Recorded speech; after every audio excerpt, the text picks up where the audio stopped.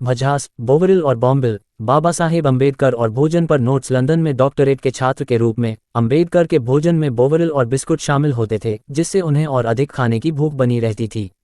1948 में बाबा साहेब अम्बेडकर को उनकी पत्नी डॉक्टर सविता अम्बेडकर के साथ यहाँ देखा गया है। यद्यपि उनकी बुद्धि प्रतिष्ठित विश्वविद्यालयों में शैक्षिकी वातावरण और अग्रणी विचारकों के साथ विचारों के आदान प्रदान से पोषित होती थी, लेकिन विदेशों में जाने वाले शुरुआती भारतीय छात्रों को अपने शरीर को पोषण देने वाले भोजन की तलाश में संघर्ष करना पड़ता था। ये बात उन भारतीयों के लिए भी सत्य थी जिन्होंने इस राष्ट्र की विरासत को आकार देने में प्रमुख भूमिका निभाई, जिनमें गांधी जी, दुखद रूप से रामानुजन और डॉक्टर बाबा साहेब अम्बेडकर शामिल थे। डॉक्टर अम्बेडकर के लिए भोजन का मामला दो तरफा था। न्यूयॉर्क के कोलंबिया विश्वविद्यालय परिसर में उनका भोजन जाति के नियमों से प्रभावित नहीं था, जो अपने आप में एक रहस्योद्घाटन करने वाला अनुभव था।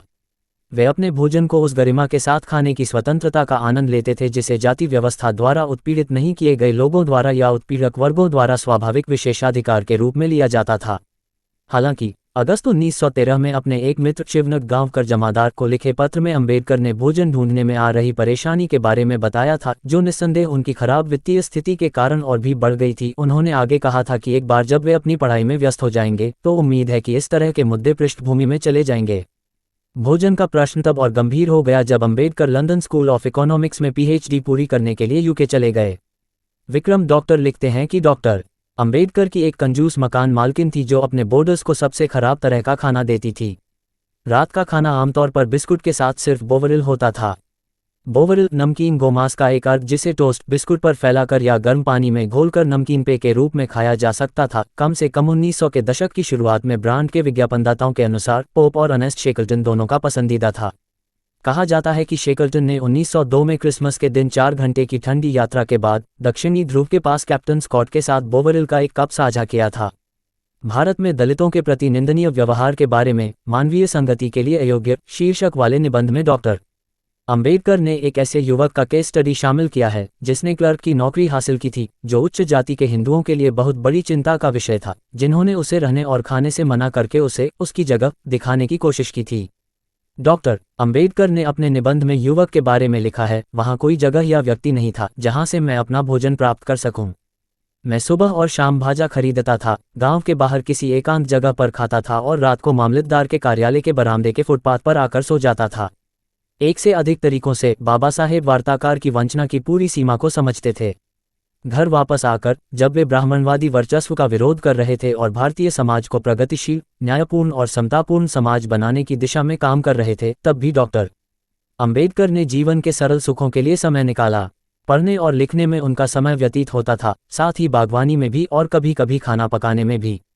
उनके खाने के स्वाद को साधारण बताया जाता है, रोटी, दही, मध्यम मात्रा में चावल, मछली। लेकिन जब वे नासिक में दादा साहेब गायकवाड़, राजनेता और सामाजिक कार्यकर्ता के घर जाते थे तो वे सुनिश्चित करते थे कि उनसे मिलने आने वाला हर व्यक्ति अच्छी तरह से खाए पिए। समुद्री भोजन उनका पसंदीदा था और वे बैठकों के बीच में ब्रेक के रूप में कोंकण शैली में ताज़ा मछली तैयार करते थे, जिसमें भरपूर कोकम और नारियल होता था। बताया जाता है कि बाबा साहेब को बॉम्बिल की चटनी बहुत पसंद थी और वह अपने दोस्तों के लिए भी इसे बनाते थे।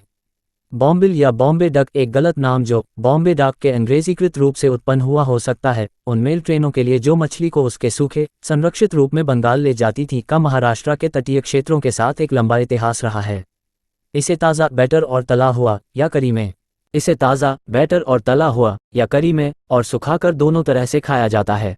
सूखी बॉम्बे डक, सुक्का बॉम्बिल, का उपयोग अचार में किया जाता है, भाकरी के साथ साग के साथ मिलाया जाता है और, जैसा कि डॉक्टर अम्बेडकर इसे पसंद करते थे, चटनी के रूप में। जैसा कि सोहेल सरकार कहते हैं, सूखी मछली भारत के हाशिए पर का भोजन है, सर्वव्यापी फिर भी अदृश्य। यह उचित ही है कि यह एक ऐसा व्यंजन है जिसका बाबा साहेब ने आनंद लिया और जिसे उन्होंने साझा किया। ये भोजन के क्षेत्र में वंचितों के लिए भी एक अवसर था। सूचना सिर्फ मान्यताओं और जानकारियों पर आधारित है। यहाँ ये बताना जरूरी है कि यह मेरा वीडियो किसी भी तरह की मान्यता, जानकारी की पुष्टि नहीं करता है। किसी भी जानकारी या मान्यता को अमल में लाने से पहले संबंधित विशेषज्ञ से सलाह लें। धन्यवाद।